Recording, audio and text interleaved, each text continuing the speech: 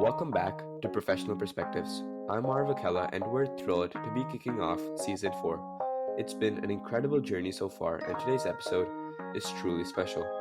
We're sitting down with someone whose career has spanned healthcare, finance, sports, and entertainment, and also economic development, all while driving growth, equity, and opportunity across communities and global markets.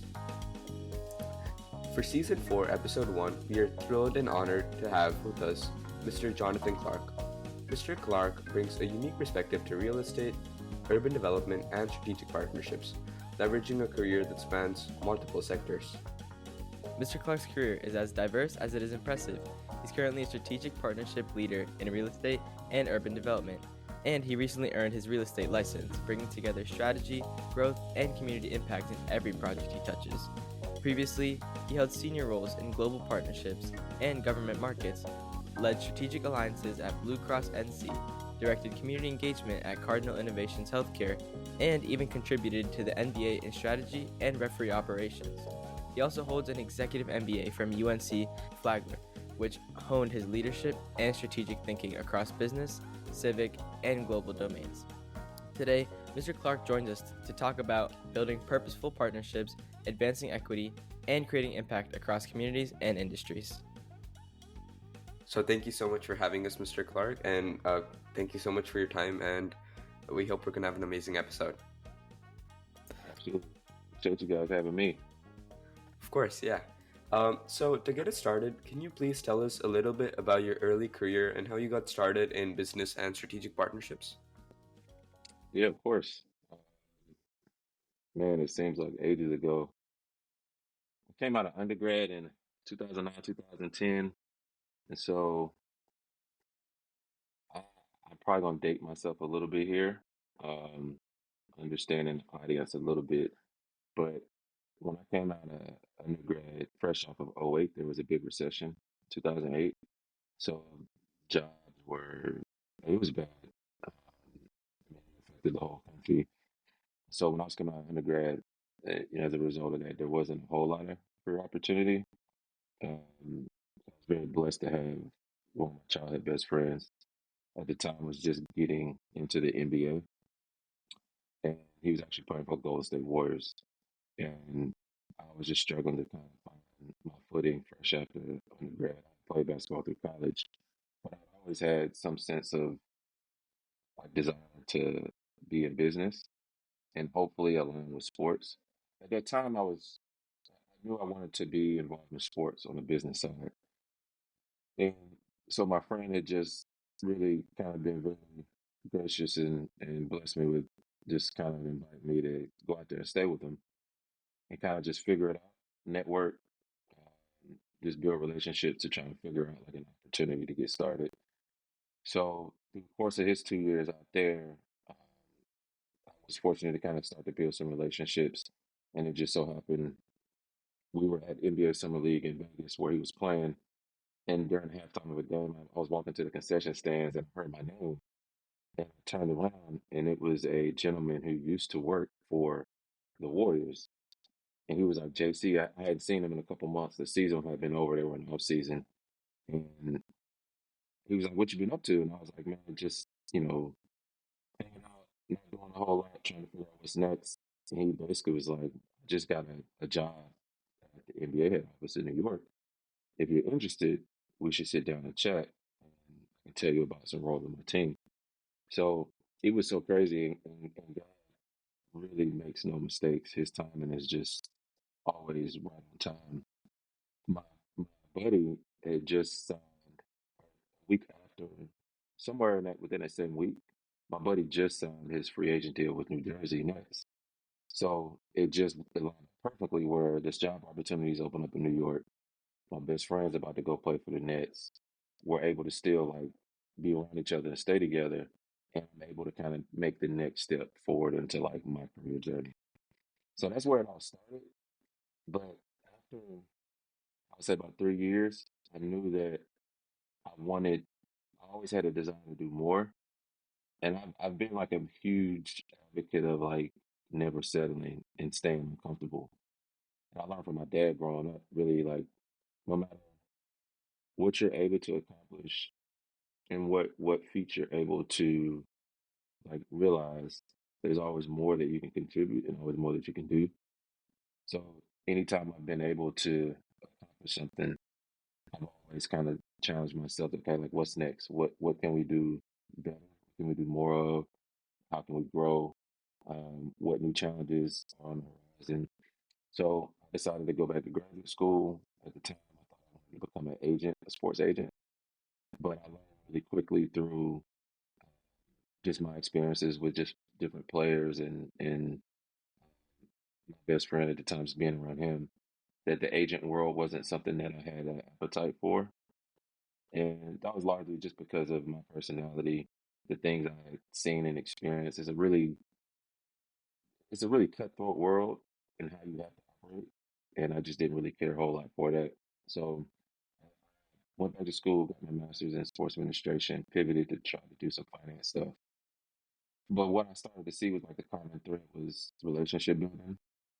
And that's the drive of business. So when you think about strategy, when you think about partnerships, when you think about like all these different pieces that I've worked to kind of put on the board, the core root of that is like relationship building. And that's why I give the backstory of all of this because it didn't just start with, hey, I got out of school, worked in banking or worked in some corporate sector. My journey has really charted a lot of different starts or stops along the way that have fed into my passion for partnerships, and just being able to cultivate that rhythm to kind of plug and play in different opportunities that I've had. Yeah, that's a really inspiring story, especially hearing how, like, right when you needed it, the opportunity came up to you. How would you say, just like touching on one part of your journey, how did your time at the MBA in strategy and referee operations influence your leadership style later on in your life? That's a great question.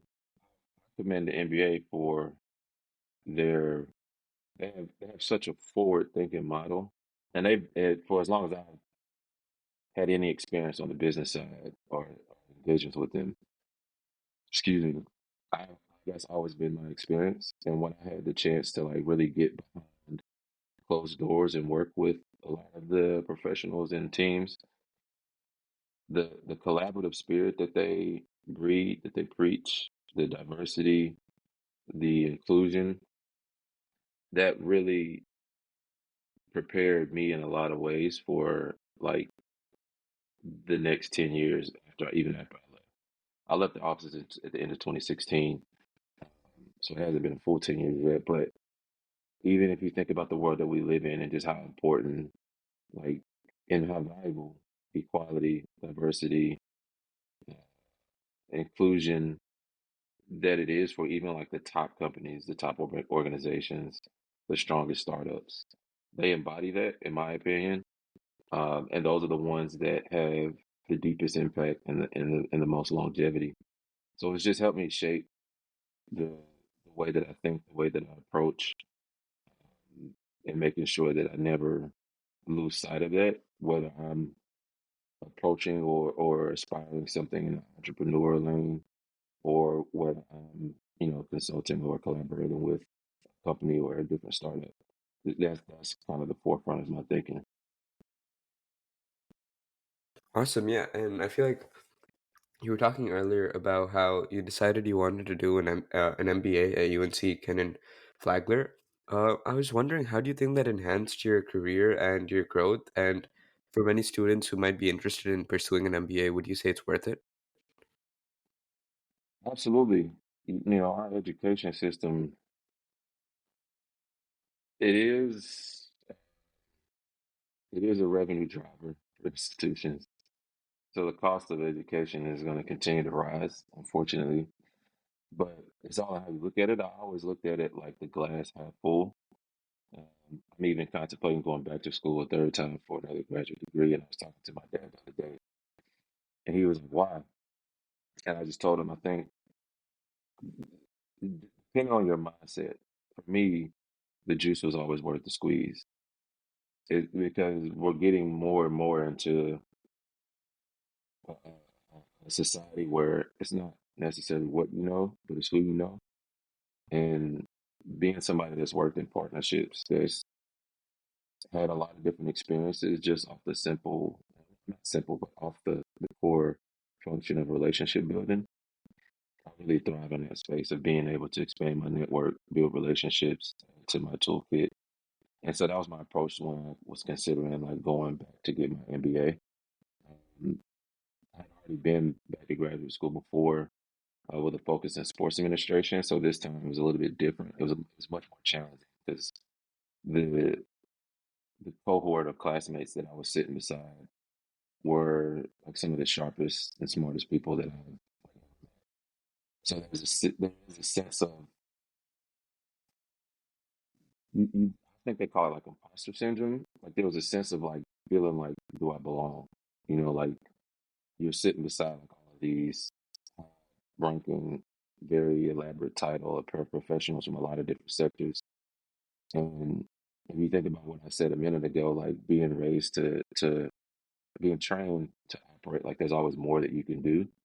Sitting in a room like that, feeling like you should be doing more, it can be internally challenging and somewhat intimidating. So finding your groove or finding my groove was a challenge like the first few months. But once you kind of find the right people who are in your corner, who support you and push you and also help you along the way, I definitely think it's worth it. I think that's important. I think anybody that's considering getting an MBA, as long as they understand, it's not going to be easy. And I think it's important to always know your why.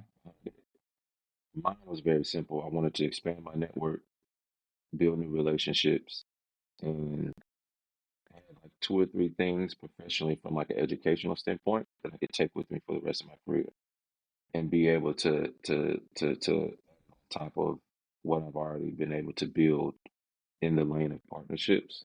So if you focus on like the dollar amount, what it costs, it's always going to be something that makes you a little bit apprehensive or make you cringe.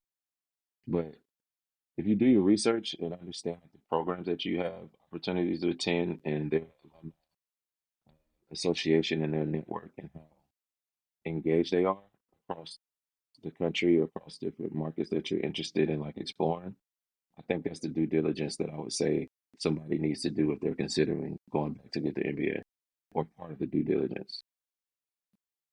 Yeah, and it's actually really awesome to see how, even though you felt like you weren't really a part of this group, I bet so many other people feel that way, especially in high school, like knowing, oh, like these people are doing so much, I have to keep on going ahead and ahead. It's really awesome to see how there's so many other people who feel that way, both in college, high school, and many parts of their career. And you talked about this a little bit, but you said college is like really crucial for skill building and these kind of things. What skills specifically, both you get from college and just people skills, do you think are critical for someone looking to build a career in strategic partnerships? Oh man. Uh, so I'll start by saying, piggyback off the end of your last comment, that experience never stops. I've learned that it just kind of rinse and repeats because the higher you climb, the more that you accomplish. For somebody like me, I do feel like it's important to challenge people to stay at a table with folks that know more than you. It's kind of like the saying in the Bible that says iron sharpens iron. So if you're constantly at a table with people that are going to push you and that know more than you, you're always going to be in the mode of feeling like a sense of like you don't belong, but that's part of the challenge, right? That's part of the courage that you have to kind of like muster up to say like, I put in the time, I put in the work. I may be uncomfortable, but you have to become comfortable being uncomfortable and continue to just show up. And eventually the confidence builds and you come to your next challenge. It's like once and repeat. You see it kind of reinvent itself a lot of different ways. But even through that process, transition to your question, I think that I think perseverance is you won't see that as like on a skill set chart, but I think the ability to persevere through like the highs and lows, like never let your highs get you too high, never let your lows get you too low. You got to understand that like this is a long, like a long play. Like this isn't like a short term journey. They're going to be like twists and turns, so that perseverance is important. I think the ability to not let yourself get too defeated when you hear a no, because oftentimes you only need one yes. So don't get too far ahead of yourself to feel like if somebody doesn't have the same vision or buy into like what you're striving for, don't let that cause you to quit. You may have to kind of like regroup and come back to the table to figure out a different angle or a different pitch, or a different way to go about it. But when you think about partnerships, like you're bringing other people to the table to solve for a common goal or several goals of mutual interest. So there are going to be a lot of different personalities. There's going to be a lot of different objectives. There are going to be a lot of different um, hurdles from all sides that you've got to work through. So the ability to keep your eye on the bigger picture and not let your highs get you too high, not let your lows get you too low, and just keep the main thing the main thing. Awesome. Yeah, I really liked your comment about what you said when you said the juice is being worth the squeeze, and also about the idea of perseverance and putting in the effort for something really meaningful stuck with me. And I feel like it also connects to your journey about how you worked in such a wide range of industries from like sports to finance to healthcare. And my question is, what drew you to explore so many fields, and how did perseverance and also your mentality help play a part in that? Well, it definitely wasn't part of the plan from day one. If you had asked me 10 years ago, I would have told you that I would have worked at the NBA for 30 years and then retired. But something interesting started to take place, and I contributed to my mentality. Going back to what I said a second ago, not only being raised to never settle and being able to like continue to push yourself to a new challenge even after you just accomplished one prior. That mentality to not get complacent is something that I think is very, very crucial when you're working across different sectors. Because for me, I knew that the ability to build relationships was going to be like the main connecting key for me. I knew that if I could stay in the seat that allowed me to do that, it didn't matter what sector I worked in. So when different opportunities came about, I always looked at it as like a way to add more pieces to my toolkit, meaning that, I grew up playing sports, worked at the NBA, so it was like a second language. So like what could be the next challenge to push me outside of my comfort zone, push me outside of the box? And I had to make the choice or to answer the question, do I just want to stay in sports and stay in that comfort zone because it's like a second language? Or do I want to challenge myself to grow stronger as a professional with a deeper capacity to do more things other than just sports? So like that was a big learning curve for me because at the forefront of that there was a lot of you know trial and error, a lot of like you know couple pills you had to swallow because going into new sectors without any awareness, that can be challenging. But the more you build like your core set of skills and your value, your transferable value, I'll say that. Once I started to realize that, that's what really started to kind of deepen my appetite to get into different sectors. And it's also like a process of learning. The sectors I worked in, that wasn't like part of the plan from day one. You get into something, you give it your best shot. You're constantly learning. At least you should be. And I just saw opportunities to grow as a professional and to push myself and to challenge myself in different ways.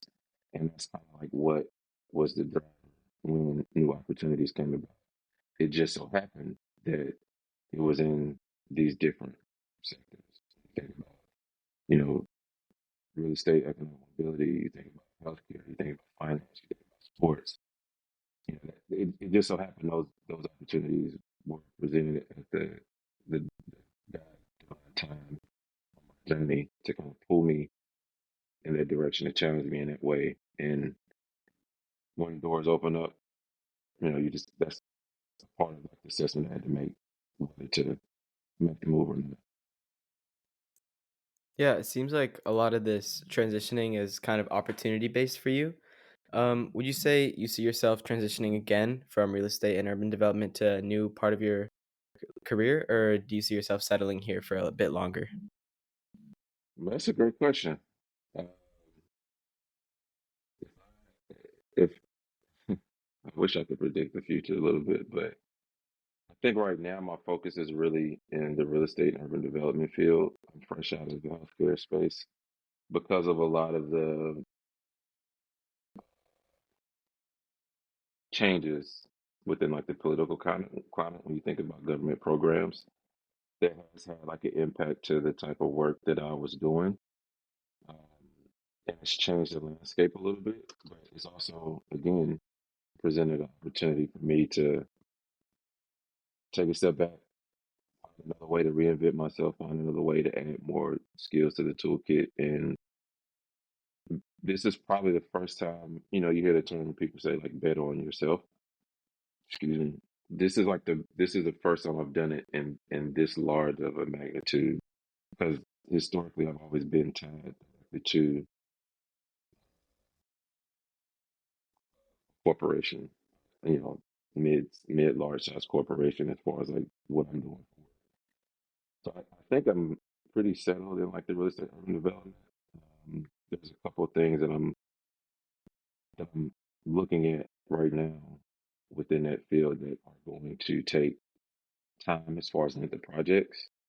So I think I'm settled for a while, but you never say never. If opportunity presented itself that, made sense and it allowed like my professional priorities and personal priorities, you never know. Yeah, and Mr. Clark, I really liked your mentality towards all the things about how you always want to keep growing and kind of maximize your opportunities and just leverage what you have to turn it into something fruitful and meaningful. So to talk specifically about real estate and urban development, I was just asking like for a general trend. What trends in commercial and corporate real estate are most exciting to you right now? Well, I'm not gonna try and sound like seasoned in this area, so don't quote me on this. I'm new into it. I've had some exposure on like the economic development front, but there's a lot of differences there when you're talking about like urban development and corporate real estate. For me, the interest there for me right now really they're still tied to healthcare. Like when you think of health equity, uh, affordable housing, there's a couple. There's a big global project that is on the horizon that me and my business partner just presented a concept to a pretty big group that we got approved. So we're moving to the next phase of governance and operating model behind it to see kind of how that can get fleshed out. But it is tied to sports health hubs and global markets and how they can align them to entertainment districts. So think about like I haven't had a chance to visit the Chase Center in San Fran since they moved from the Oracle in Oakland. I've been to Oracle several times, but on TV it seems like where the Chase Center is, there's a lot of retail. There's a lot of uh, like restaurants, like an entertainment like pocket around the arena, and there's a lot of NBA arenas. I mean, a lot of professional arenas, professional sports arenas have kind of adopted that model, but just because of how strong of a revenue driver it is. But if you look at like when the NBA doesn't travels to do their global games, they're doing more and more of them now. But if you look at like if a global market can adopt that type of model and get the correct infrastructure um, and what that can do to the economy over there from like a revenue generating standpoint, that's kind of like a snapshot of like where my focus is geared. So it does give me the opportunity to kind of like get a little bit back into sports, still engage with like the health equity models and kind of engage with different healthcare groups that want to participate in something like that on a global scale. So it's kind of a combination of both. I hope I'm painting the picture clear enough to kind of get some type of idea of what I'm saying, but that's that's the trend for me.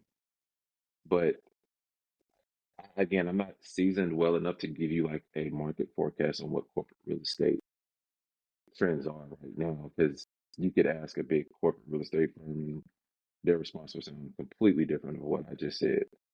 But for me, that is kind of where my focus is in that area. And obviously kind of aiming for some low hanging fruit kind of along the way to continue like upskilling myself in that way. But I mean, it's exciting. It's a lot of things that I'm being exposed to and learning about, and just trying to stay in the seat of a student. I think I will replace my answer to your question, Praneeth. That's probably the most important skill, one of the most important skills. I mean, to all your questions, like that's very important. Stay in the seat of a student, because there's always more that you can learn, and more value that you can add internally to be able to then reciprocate it externally for whatever partnership you're building. Yeah, and I'm really excited to see your growth too. Along with these kind of projects like economy as well as like affordable housing, are there any specific types of communities or projects that you're most passionate about? Absolutely, underserved, underprivileged. Those are the communities that when I think about like all the different sectors that I've worked in. It's all been underserved and underprivileged. Healthcare definitely, because there's in government programs and Medicaid and Medicare. So when you think about, underserved, underinsured, underprivileged, like low income zip codes, um, folks who are like below the poverty line, that type of work, the mission driven type of work, even in healthcare, I mean, in finance, um, just the financial literacy programs that I worked in, reshape or educate folks on the importance of that and the resources that are available to help building. I've always been in that space, serving the community in that way. So even when we think about affordable housing, like low income folks or just individuals who need it access, better access. Because a lot of times that's the main or the big gap. That's the big issue. Um, Sometimes folks just need access, and when you look at a lot of the zip codes of people who live, or the demographics of people who live in underserved communities, there's a huge lack of access. So that's the specific space for me that I'm passionate about.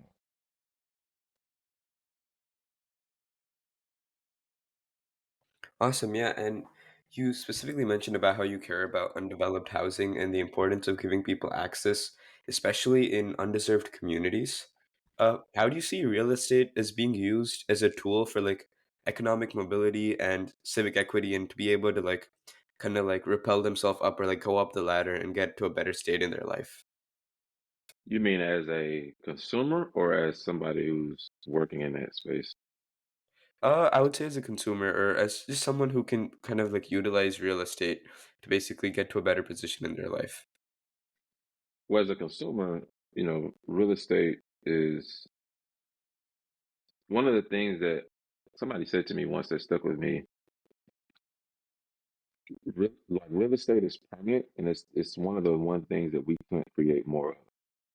Like God only put X amount of land on this earth for us to utilize, and depending on where you live, what country you live in, some countries have more land available to build off of than others. But that's like an asset that literally nobody can like take away from you. You might buy a building, but somebody can tear that down. rebuild it to something that's completely different. But like we literally cannot eliminate land. So when you think about how to utilize it to your question, you know, somebody who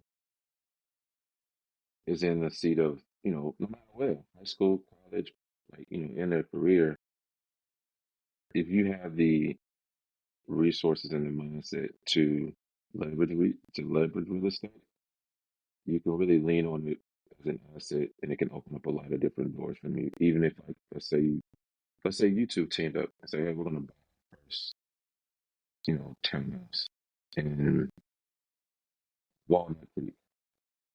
I know I just say that because that's the area I stayed in when I was out there. But let's say you guys bought a townhome now. Let's say the goal was to 10x your revenue from it in 10 years. Like that, you all could literally do that, and nobody could stop you two from doing it. You would just have to make sure you had the pieces in play, learn what you need to put in play, and that asset literally would take care of itself. And you guys' net worth, I'll just use that term, will continue to grow year over year because the asset is not going to depreciate, not only because of the location, but also just because of the value of home sitting on that piece of land. So that could drastically change whatever you guys' current financial status is or picture is, or it could drastically like add to and compile on top of what you already have. But real estate has it affords people the opportunity to do that on their own. You don't need another corporation to do it. You don't need some graduate degree to do it. Quite honestly, you don't need a real estate license to do it. Like you can find a real estate agent or advisor to kind of usher you through the process, but it's still your asset. And in 10 years, if it's worth 500,000 now, in 10 years when it's worth 3 or 4 million, then it speaks for itself or more. I'm just throwing round numbers around, but real estate can literally do that for you. And I think it's important to educate underserved communities about it because unfortunately what happens is when you kind of get in the rat race of like just chasing a dollar check to check, it your priorities is to keep the lights on. So sometimes it can not allow you to think outside of the box or to go after certain ideas because your time is like, hey, I got to get the bills paid, I got to keep the lights on, and this is going to require 40 hours this week or 60 hours this week. But people don't know what they don't know. So if there's more education around it, more access, going back to that, and just the ability to like change your status, change your position on the economic ladder, I think more and more people would get into it. And I mean, you've seen more and more people get into real estate, so people are picking up on it. I just it's just mind blowing opportunities that real estate can open. Yeah, and I guess, yeah, it really is crucial to make sure that these underserved communities are aware of this opportunity that's like almost like right in front of them. How do you approach collaboration with either local governments or civics organizations in these development projects? For me, how I've been looking at it, to date, is really understanding like what shared goals are there, trying to find as much mutual interest as possible to help enhance like the buy-in. But the collaboration is very important because nobody has accomplished a great thing solely on their own. It's always been a collective effort, whether they want to admit it. Somebody else has had something to do with the success of whoever. Um, but my approach is really to find like shared goals, common interests, to enhance buy-in from all sides as much as possible. Because for me, that's what ensures that we're all giving forth the same effort with the pure intentions, excuse me, in the right mindset. So that's like that. That's like at the very top of the share goals, common interests. Um, you want to mitigate risk as much as you can. So you also need to be aware of the downside of whatever partnership or collaboration that you're considering. So you need to see the good and the bad. Don't just get stuck on like the upside because you want to know what you're stepping into. You just have to kind of figure out what your risk tolerance level is and just make sure you see the full picture. Awesome. Yeah, I feel like that's also really good advice about how kind of know yourself before you do anything, before talking about like risk tolerance and kind of understanding yourself and the market and what you're capable of doing.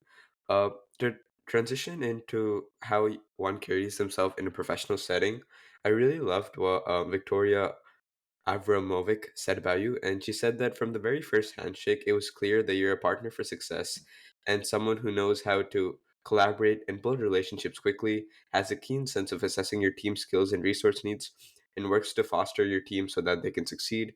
She also even said that she made a lifelong professional connection with you. That really highlights how you carry yourself in a professional setting, how you approach acting and handling yourself at work, especially when building relationships and teams. So my question overall is, how do you do this, and why do you think it's so important to handle yourself well in a professional setting? Uh, Victoria is very kind. I like Victoria. I worked with Victoria when I was working for a managed care organization focused solely on the Medicaid population. I think it's nothing that like I have written down. Talking about your question, I think it's something that I've been. I was raised to operate with respect and decency and consideration and kindness for other people, and it's something that I just there's a consistency there for me, and it's a non-negotiable. And sometimes that can be to my detriment because sometimes people like to use their kindness for weakness in their eyes. But that's risky because when you come across certain type of people, that can and I'm always conscious of building bridges, even if it's a conversation where we're trying to get something done, a partnership within a partnership or something completely siloed from a partnership. The most valuable thing I have is my network. So it's always been important to me to not burn the bridge because there have been several times in my career, in my life, where like, I may need to make a very important phone call and ask for help or ask for a favor. 99.9% of the time, whoever I call will answer the phone. So that's always, and some people don't care about that, and it's fine. But for me, like that's always been important because I take a lot of pride in that, and it's really what has been like a very strong uh, asset, in my opinion. Uh, Folks like Victoria, that's humbling to hear her comments, but my approach, even when I started working with her and other folks, has always been to just be kind and be thoughtful, be considerate, be professional, just be a decent human being. And if you lead with that, whether you're doing a big business deal or just meeting someone for the first time, that leaves a lasting impression because you will find the more that you get into your career, how how much that's missing. A lot of folks, a lot of times, have got so wrapped up in like just our society in America where we're just all chasing the dollar and it's all about the dollar that we like forget about the human component and how important it is to be approachable, to be kind, to be considerate, to be thoughtful. to be compassionate in business and in personal. Like it's important, and I think that leaves a lasting impression no matter which side of the fence you decide to be on. So that's always been my approach. Just you hear people say like you hope for the best but prepare for the worst. That just goes into like part of what I said earlier, like just mitigating your risk and understanding the full picture. Always be optimistic. If you're not willing to be optimistic about a business opportunity, don't even waste your time in getting involved in it. If you don't see like the upside or the optimism in what you're engaging in or stepping into, I would say don't even waste your time because you are going to have those moments where doubt creeps in, something goes wrong, something doesn't go as planned, and you're going to need to rely solely on the optimism to kind of keep going. That is going to happen. If you don't have that from day one, I would advise kind of reassessing whatever it is that you're even considering. Yeah, and I definitely agree with that perspective, like how being positive both is crucial in business as well as forming these connections that you talked about a little bit earlier. What advice would you give to someone trying to network and find these meaningful mentorship opportunities or just connections, especially as a high schooler who wouldn't really provide much value to someone higher than them? How would you say they should go about trying to build a network? Well, I would challenge you to think just a little bit differently because as a high schooler, your generation literally is the future. Like we are getting so far and further removed from like the old days, or say that appropriately, but we're ushering into like a whole new world. We've been ushering into a whole new world. You think of like AI, digital, like coding, like you all as high schoolers have way more sitting at the table than what you might. So I would en- encourage you to be fearless and understand or take a look at kind of the trends per se, the direction that the world is moving, that society is moving in, and really own your seat. Like don't be passive about owning your seat.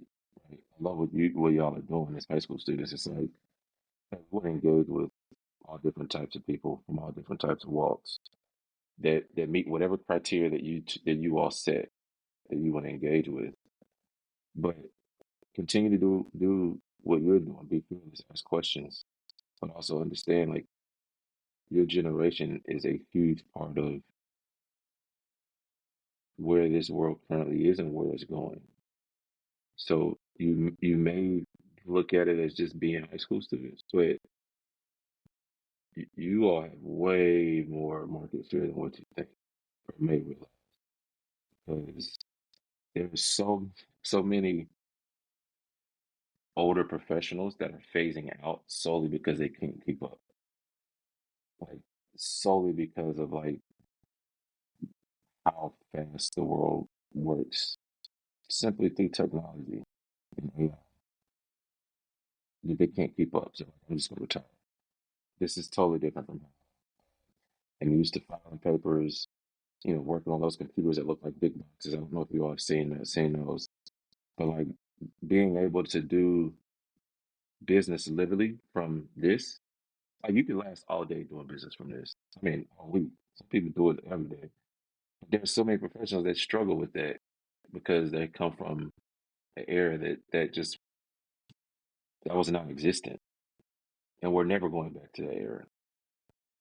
But there, you see a lot of startups. You see founders and CEOs getting younger and younger. I attribute that to the learning curve and opportunity curve getting larger and larger for younger professionals. So that would be my advice. But own your seat because you got a larger seat than what you might realize today. Yeah, Definitely agree with your advice about how high schoolers should take more advantage of what they have. And I feel like the advice you gave is going to be really eye-opening to a lot of our audience who are high schoolers about how they should basically take advantage of what they have and also acknowledge the advantage that they have of being young and of the network and of like technology and just being able to utilize that and grow and learn. Um, and you talked about how a piece of advice you would give was to be fearless and kind of just like take a chance. If you could go back in time and give your younger self one piece of career advice, what would that be and why? Bet on myself when I was in high school much sooner because there gonna be pros and cons to everything in life, no matter what you do. But I really do think, like from what I've learned, from what I've seen, and what I feel like was the way of the world as I continue to like shape up. Even tying in with your past question, that's part of my advice. Like bet on yourself because if I would have done that sooner, there's no telling what. I feel like I've done pretty well for myself so far. There's been bumps and bruises, of course, but I feel like if I would have bet on myself sooner, there would have been even more experiences, even more value adds that I could be speaking about today because you don't want to get wrapped up in like the corporate machine. You know, back in the day, like folks would get one job with one big company, working for 25 years. Today, that's not the case. I think the average tenure right now for the professional is like with one company, maybe like 4 or 5 years. I could be off by a year or two. Um, but your generation really has like a very special opportunity because betting on yourself literally has more upside than going to school and working for one corporation for 20 years. Like, no question, hands down. And I'm sure there are a lot of like mental health experts and psychology experts that can like give you statistics on like, professionals that, you know, start their own business or, you know, do something along the lines of like betting on themselves versus like going to school and just working a corporate job. And we think about like mental health, happiness, like, you know, the passion, the fulfillment. Definitely bet on yourself. Like the podcast you all are running, like you can keep doing it and keep growing and keep getting bigger. And the sky's the limit. And it started with you two. And you don't have to worry about any, you know, constraints from a larger corporation. Like you set the tone. And that could be the case for whatever business idea or business venture that you have. But don't I think that the thing that I'm really getting at is looking back, I think I've realized that there are more constraints when you limit yourself to one corporation. And the older that you get through more experiences, you can see and learn that giving yourself space to spread your wings and fly and be creative and take chances.